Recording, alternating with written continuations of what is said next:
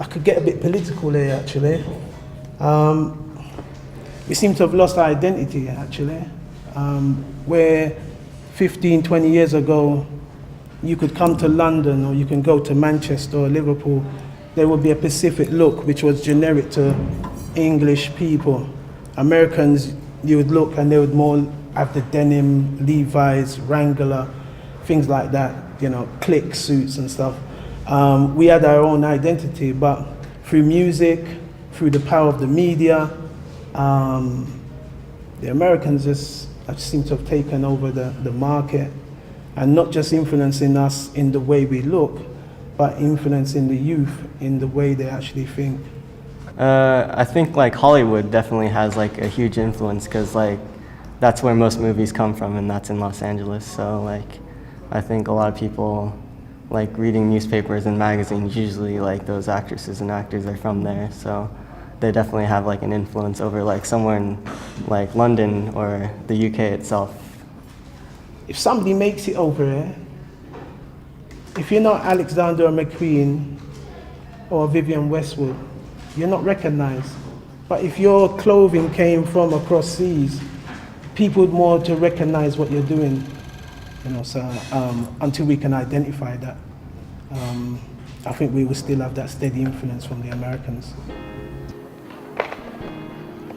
From music and movies to the internet, the world is becoming a smaller place, and America's influence on Britain is stronger than ever. But doesn't that mean we can have an influence on America? I think there's definitely a UK style, like in hip hop there's definitely the UK style dancing, and the same in salsa actually, they're teaching UK salsa now. So I think it's emerging, but I wouldn't say that it's kind of big enough to really influence other scenes at the moment. Because of that, I think because England is quite a diverse country, I think it's kind of got some really rich things about it, and we've got reggae music, we've got reggae dance, you know, we've got our own dub scene, we have got a massive hip hop scene, we've got a drum and bass. So there's drum and bass, there's no drum and bass in America. Yes. But the dancing is like jumping around. There is starting to be in the scene of media, through music and stuff like that, and through sports, you know, like, because now football's becoming really big down there as well. So yeah, there is a bit of an influence, but it's more America and UK, not UK and America. Living in Britain now, I realize, you know, there's more than that. Just that there's a street music, there's you know, garage, drum and bass. Like there's a lot of diverse music, and I think that there's a lot of characters. British music has a lot of character to it, a lot of individuality. They're starting to notice that if you want to make it big in Europe, as well as other areas outside Europe, like Asia and things like that, you need to break the UK market.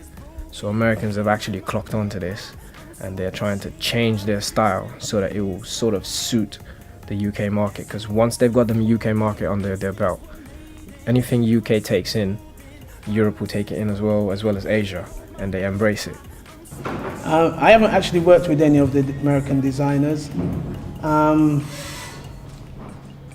I wouldn't mind actually working with some of them, maybe to kind of give them a bit more of a British influence on some of their designs. It's not everything that they do is, you know, politically correct, and even fashion correct. But because they're such a major force right now with the music, with the media industry, they seem to define what's, you know, they've got more of a say in what people actually look like. The world is bigger than America. We're being influenced by all of it. We use technology from Japan, eat dishes from the Caribbean, and drive German cars. People, let's celebrate our diversity. Can't hold my head high, I'm so ashamed, I reach down deep inside. As events unfolded,